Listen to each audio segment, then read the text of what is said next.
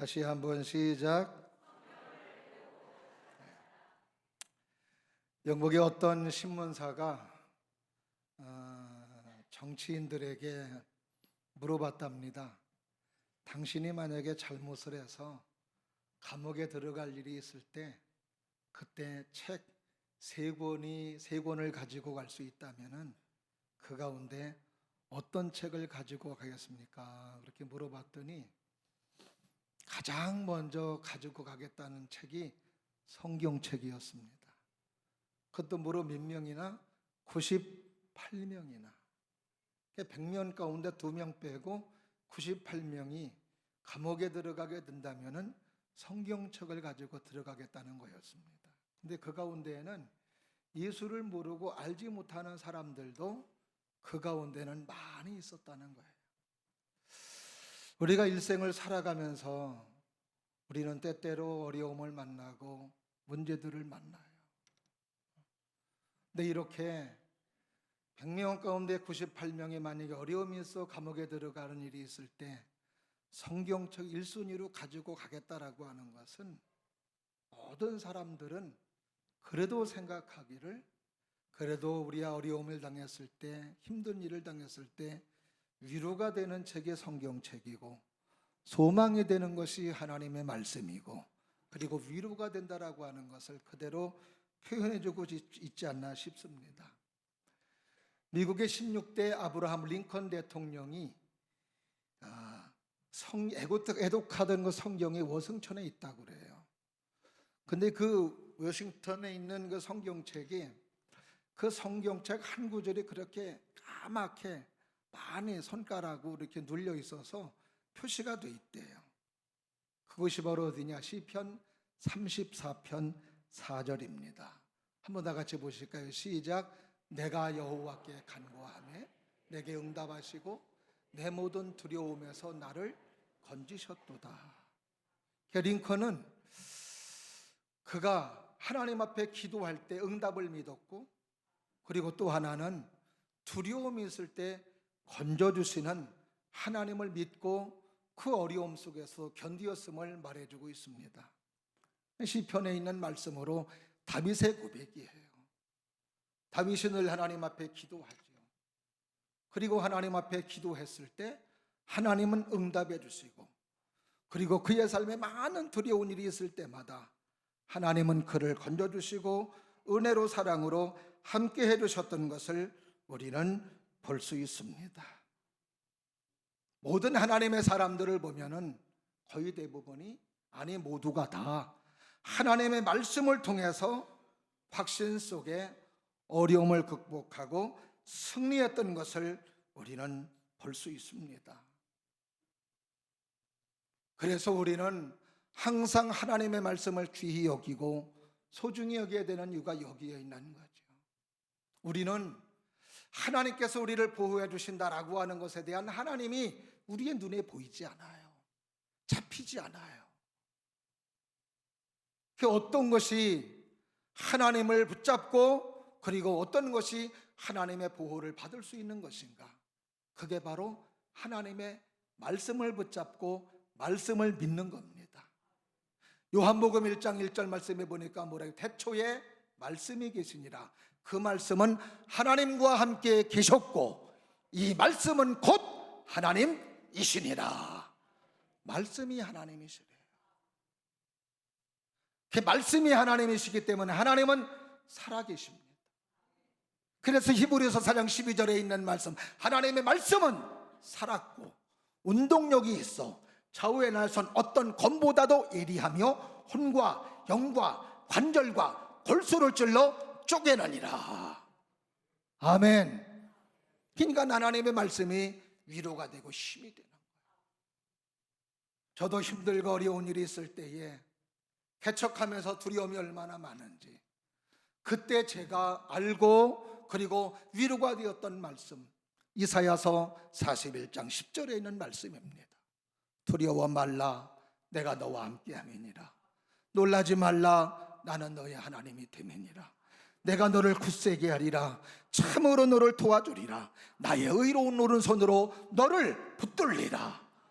저는 그 말씀이 얼마나 좋은지, 힘들고 어려울 때 이 말씀을 붙들고 울기도 하고 다시 두 주먹을 쥐고 불끈 쥐며 다시 일어서고 그리고 여기까지 온 거예요.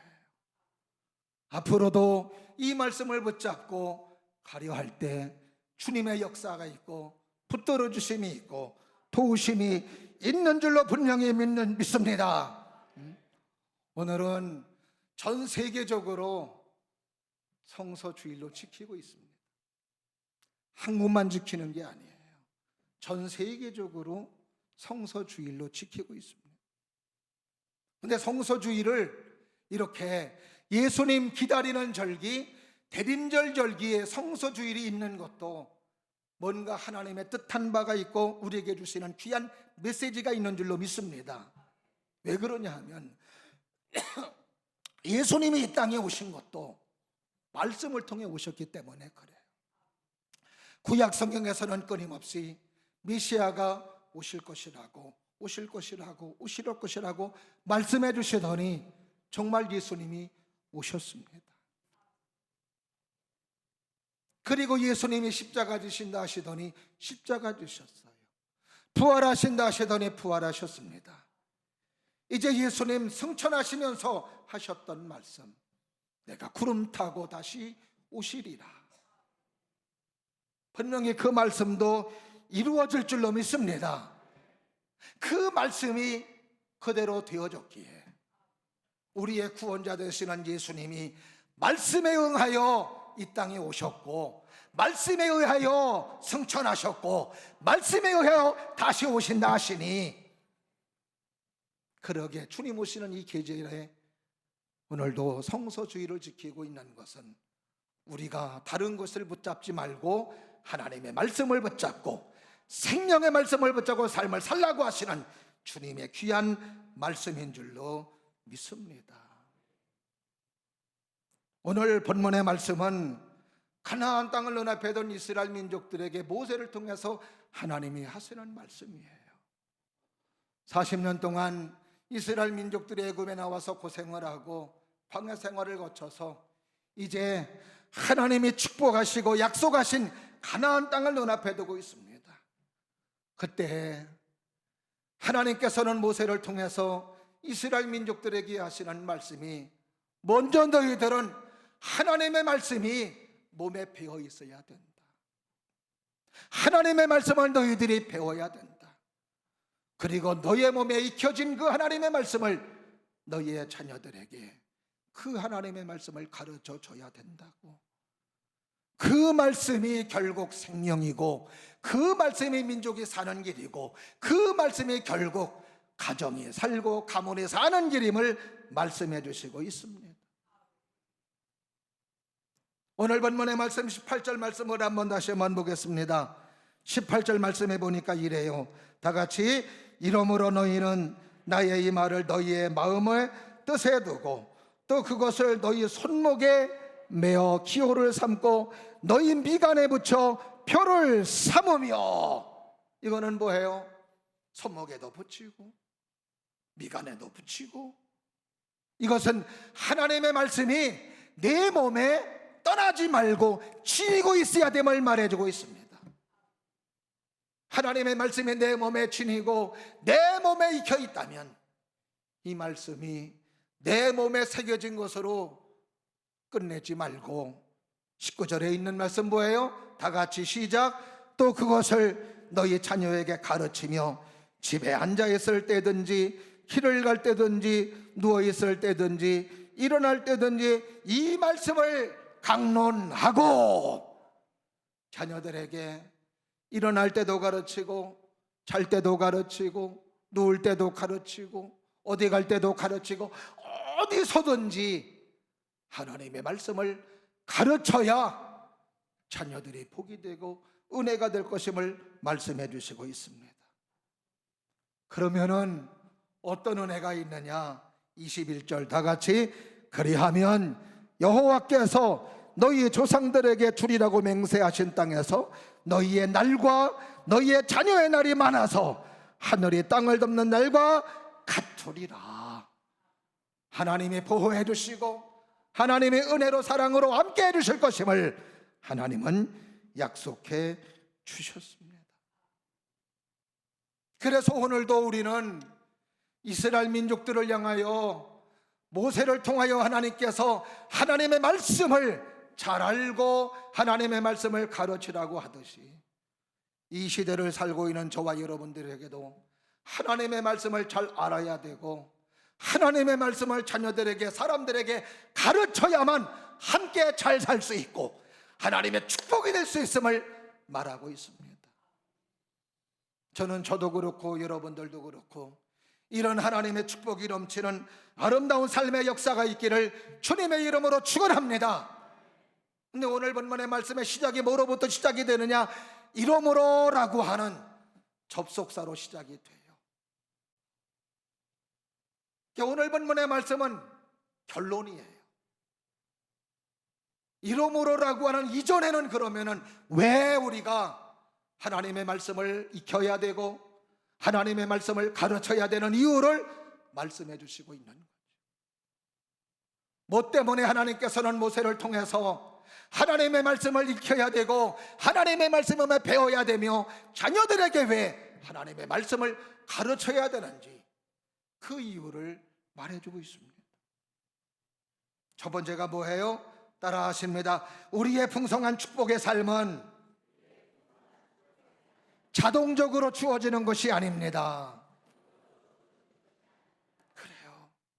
우리에게 주어진 축복의 삶은 자동적으로 주어지는 것이 아니기 때문에 하나님의 말씀을 들어야 되고 하나님의 말씀 속에 서야 됨을 말하고 있습니다. 오늘 본문 이전에 10절을 보니까 이런 말씀이 있습니다. 다 같이 한번 보실까요? 10절 시작. 차지하려는 땅은 네가 나온 애굽 땅과 같지 아니하니 거기에서는 너희가 파종한 후에 발로 물대기를 채소밭에 댐과 같이 하였거니와. 지금 이스라엘 민족들이 바라는 가나안 땅은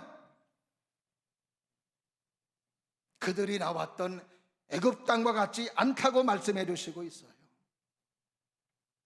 물론 가나안 땅은 젖과 꿀이 흐르는 땅이에요. 그러나 그 땅은 애굽에 있는 땅과 같이 그렇게 자동적으로 모든 조건이 갖추어진 그런 땅이 아니라는 이야기죠. 창세기 13장 13절을 보게 되면은 애굽 땅이 어떤 땅이었다라고 하는 것을 짐작해 볼 수가 있는데 뭐라고 그러느냐? 이에 롯이 눈을 들어 요단을 바라본 적 소알까지 온 땅에 물이 넉넉하니 여호와께서 소돔과 고모라를 멸하시기 전이었는 거로 여호와의 동산 같고 애굽 땅과 같았더라. 이거는 지금 아브라함의 조카 롯이 어떻게 하면 양떼를 불리고 그리고 소떼를 불릴까 할 때 어떤 땅을 선택할까 할 때 소돔과 고모라에 가까운 땅을 선택을 한 거예요. 근데 그 땅이 보니까 물이 많고 물이 많으니까 풀이 많아요. 아, 저 땅을 차지하면 양떼를 버릴 수 있고 짐승을 늘릴 수 있겠구나. 그래서 선택을 했습니다. 그런데 그 땅이 바로 어느 땅과 같다는 거예요? 애굽 땅과 같다는 거예요. 애굽 땅은 정말 나일강이 있음으로 말미암아 애굽의 문명지가 되었듯이 사람의 살기가 너무 좋은 땅입니다. 농사짓기가 좋아요. 그래서 10절 말씀에서도 애굽은 어떻게 농사를 졌다고 그래요? 그냥 파종하고 물 그냥 댔다는 거예요. 물을 그냥 댔어요. 다시 말하면은 수리조합이 잘 되었다는 거죠. 제가 고등학교 때 몇십 년 전만 해도 우리나라 수리조합이 안 됐습니다. 그러다 보니까 농사 짓기가 너무 어려운 거예요. 한 해는 비가 너무 안 와서 호미모를 냈습니다. 호미모 아시죠? 호미로 파서 모를 심는 거예요. 물이 많으면 어때요? 모를 한 모금 착착착 이렇게 하는데 이렇게 팍팍 꽂히는데 이건 호미모로 심으니 심어도 물이 없으니까 말라 죽는 거예요. 그래요 박희경 장로님. 그렇죠? 예. 농사를 안 줘봤어도 아버지 짓는 거 보니까 그렇더라고요. 근데 애굽 땅은 그런 농사 짓는 곳이 아니었어요. 파종하면 물되기가 너무 좋아요. 지금도 우리 고향은 저수지가 있어서요, 얼마나 농사 짓기가 좋은지 모릅니다. 가뭄이 들어도 걱정이 없는 거예요. 근데 가나안 땅은 어떤 땅이냐? 가나안 땅은 11절 말씀 보니까 어떤 땅인지를 설명해 주고 있습니다. 다 같이 한번 보실까요? 시작. 너희가 건너가서 차지할 땅은 산과 골짜기가 있어서 하늘에서 내리는 비를 흡수하는 땅이라. 하늘에서 내리는 땅이라는 거예요. 다시 말하면 뭐예요? 천수답이에요. 하나님이 내려주셔야 되고, 하나님의 비를 주셔야 되고, 하나님의 도움이 있고 하나님의 은혜가 있어야 농사지는 땅이고, 하나님의 도우심이 있어야 살아갈 수 있는 땅이 가나안 땅이었던 겁니다. 그래요. 이런 하나님의 은혜와 이런 하나님의 도우심이 어디서 와요? 하나님의 말씀을 듣고 하나님의 말씀에 순종할 때 그 하나님의 도우심이 오는 겁니다. 저는 여러분들 모두가 이순신 장군이 되기를 주의 이름으로 축원합니다. 웬 뚱딴지가 이순신 장군. 역사 속의 이순신 장군 말고요, 이는 뭐냐? 이제. 수는 뭐냐? 순종하고. 신은 뭐냐? 신뢰하고. 이제 말씀에 순종하고 하나님을 신뢰하는 사람, 이순신 장군이 되세요. 아멘. 이제 말씀에 순종하고 하나님을 신뢰할 수 있는 사람. 그래, 신명기 28장 2절부터 5절에 있는 말씀, 네가 하나님의 말씀을 삼가 듣고 네가 지키면 네가 성읍에서도 복을 받고 들에서도 복을 받고 떡반죽 그릇이 복을 받고 네 옷이 복을 받고, 물론 말씀엔 옷은 안 나와요. 네 집구석이 복을 받고 사업장에 복을 받고 직장에 복을 받고. 할렐루야. 이게 어디서 온다는 거예요? 하나님의 말씀에 순종하는 삶으로 되어져 갈 때 주님께서 하시는 축복의 말씀이신 거죠. 그러니까 하나님의 도우심으로 여러분의 삶도 살아가시기를 주의 이름으로 축원합니다. 그러기 위해서는 하나님의 말씀을 잘 듣고 하나님의 말씀에 순종하는 삶이 될 때 거기에는 여유가 있고 풍성함이 있고 하나님의 도우심이 있고 은혜가 있고 아멘이 있고 생명이 있고 능력이 있는 줄로 믿습니다. 예수님이 베세다 광야에서 하나님의 말씀을 전하실 때 저녁 때가 돼서 먹을 게 없어요. 광야에 못 먹을 게 있겠습니까? 그러나 제자들이 예수님이 하시는 말씀에 순종하고, 그리고 보리떡 5개 물고기 2마리 축사하니까 몇 명이 먹고 5,000명이 먹고 얼마가 남았다고 그래요? 12광주리가 남았다고 그랬어요. 제자들의 순종이 없었더라면, 제자들의 순종이 없다면요, 베세다 광야에서의 그 풍성함은 찾아볼 수 없을 겁니다. 그래도 순종하니까 생각하지 못하는 하나님의 여유가 있고 생각하지 못하는 하나님의 풍성함이 있는 것을 볼 수가 있는 거죠. 교회도 그렇고 선교하시는 선교사님들도 그렇고 가지고 시작하는 사람 없어요. 다 믿음으로 시작하는 거예요. 그러면 하나님의 때마다 일마다 은혜 주시고 도와주시고 역사해 주시고 능력 주시고 소망 주시고 힘을 주시고 은혜를 주셔서 우리의 삶에 하나님의 뜻 가운데 서나가게 할 수 있는 놀라운 인도하심의 길이 펼쳐지게 되는 줄로 믿으시면 아멘. 그 다음에 두 번째로 왜 우리가 하나님의 말씀을 배우고 가르쳐야 되느냐? 따라 하십니다. 인간의 삶은 하나님의 통치를 받아야 합니다. 왜 우리가 하나님의 말씀을 따라야 되고 하나님의 말씀을 잘 알아야 되느냐? 모든 사람들은 누구를 막론하고 하나님의 지배를 받아요. 하나님의 통치를 받아요. 오늘 본문 이전 12절 말씀에 보니까 이런 말씀이 있습니다. 한번 보실까요? 내 하나님 여호와께서 돌보아 주시는 땅이라 연초부터 연말까지 내 하나님 여호와의 눈이 항상 그 위에 있느니라. 하나님의 눈이 어디에 있다는 거예요? 이스라엘 민족들에게 있다는 거예요. 이것은 이스라엘 민족들에게만 하나님의 눈이 있나요? 하나님이 없는 사람들에게는 하나님의 눈이 없나요? 이 땅 살아가는 모든 사람들은 하나님의 통치, 하나님의 간섭, 하나님의 다스림을 받습니다. 그러기에 심판이 있는 거고, 그러기에 면류관이 있는 거예요.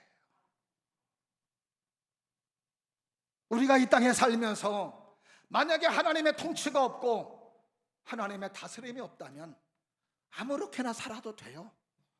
되는 대로 살아도 돼요. 내 마음대로 살아도 돼요. 그러나 내 마음대로 삶을 산 끝에는 하나님의 준엄한 심판과 하나님의 준엄한 그런 재앙이 있어요. 그러나 힘들거렸지만 하나님의 말씀에 순종하고 믿음으로 살고 예수님 섬기며 예배드리고 기도하며 말씀에 순종하며 아멘하며 살면 면류관이 있고 상급이 있고 하나님의 자녀가 되고, 아멘.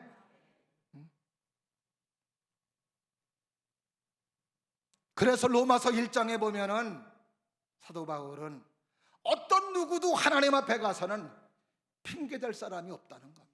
나 몰랐는데요, 나 예수님 몰랐는데요, 나 하나님 몰랐는데요, 이렇게 핑계댈 수가 없다는 거예요.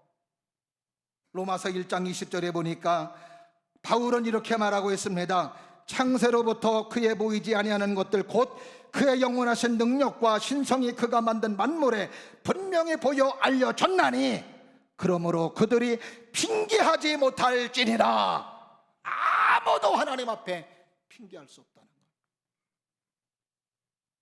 하나님의 만물이, 만드신 만물 앞에 하나님의 신성이 보여졌다는 거예요. 우리는 만물을 보고 하나님의 위대하시구나, 이걸 깨달아야 된다는 거죠. 멋있는 경치를 보면은 야 멋있다 그런 얘기해요. 자연이 멋있다고. 이 말부터 잘못됐어요. 자연은 스스로 잡자 그냥 스스로 생긴 거래. 스스로 생긴 게 어디 있습니까? 성경 보니까 하나님이 다 창조하신 거예요. 여러분들은 멋있는 경치를 봤을 때 야 멋있다 그러지 말고 주님의 높고 위대하심은 내 영혼이 찬양하네. 할렐루야. 주님의 위대함을 찬양하고 위대함을 노래할 수 있는 사람, 아멘. 이 땅의 삶을 살아가는 모든 사람들은 하나님의 통치를 받아요. 하나님을 안 믿는 사람들도 하나님의 통치를 받는 거예요. 모든 사람이 다 죽어요. 왜요? 주님께서 하신 말씀이 있습니다. 죽음이 반드시 있다고 말씀해 주신 거예요. 많은 사람들이 결혼을 합니다. 남녀가 좋아서 결혼하는 게 아니에요. 하나님께서 하신 말씀, 둘이 합하여 한 몸을 이룰지니라, 그 말씀이 이루어지는 거예요. 자녀를 찾는 것도 결혼해서 자녀이 생기는 것이 아니라 하나님이 하신 말씀, 생육하고 번성하라는 하나님의 말씀이 이루어지는 것이라 이 말이죠. 그대로 이루어지는 거예요. 그래서 오늘도 우리는 하나님의 말씀을 잘 알아야 되고 하나님의 다스림을 받으면 하나님의 축복의 사람이 되고 은혜의 사람이 되는, 아멘. 마치 외국 사람이라 할지라도 대한민국에 딱 들어오면은 대한민국의 법의 적용을 받는 거예요. 문제 신문에 보니까 베트남에서는 이제 무슨 전자담배를 피우면은 그게 무슨 법으로 저촉이 된대요. 그래서 여행객들 주의하라고 하는 한번 신문 기사가 나온 걸 제가 본 기억이 있습니다.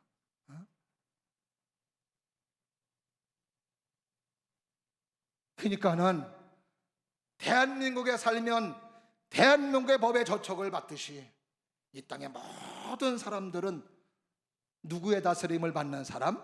하나님의 다스림을 받는 사람, 주님의 다스림을 받는 사람, 하나님의 약속한 가나안 땅은 동전의 양면성과 같이 양면성이 있는 거라는 거죠. 하나님의 말씀을 잘 들으면 하나님의 축복이 있고 은혜가 있고 도우심이 있고 역사가 있으나, 하나님의 말씀을 무시하고 하나님의 말씀을 업신여기고 하나님의 말씀을 배척하면 준엄한 하나님의 심판이 있고 하나님의 준엄한 재앙이 있다는 것을 말씀해 주시고 있습니다. 그러므로 우리 모두가 하나님의 말씀을 잘 배울 수 있는 사람, 우리의 자녀들에게도 하나님의 말씀을 잘 가르치는 우리 모두가 되기를 주의 이름으로 축원합니다. 마지막으로 왜 우리가 배우고 가르쳐야 되느냐? 따라하십니다. 하나님을 경외하는 사람이 되어야 합니다. 그래요. 우리가 하나님의 말씀을 통해서 어떻게 하나님을 경외해야 될 것인가를 알 수 있기 때문에. 13절 말씀 다 같이 한번 보실까요? 시작. 내가 오늘 너희에게 명하는 내 명령을 너희가 만일 청종하고 너희 하나님 여호와를 사랑하여 마음을 다하고 뜻을 다하여 섬기면, 마음을 다하고 뜻을 다하여 하나님을 섬기는 사람, 하나님을 사랑하는 사람, 이게 뭐예요? 이게 바로 하나님을 경외하는 거죠. 우리의 삶은 하나님을 경외하는 삶이 될 때 하나님의 은혜가, 하나님의 축복이 있음을 말하고 있는 거예요. 지금의 하나님을 경외하는 것의 최고의 표현은 예배입니다. 예배를 빠지지 말아야 돼요. 예배를 잘 들으셔야 돼요. 벌써 하나님의 축복은 이미 세팅되어 있습니다.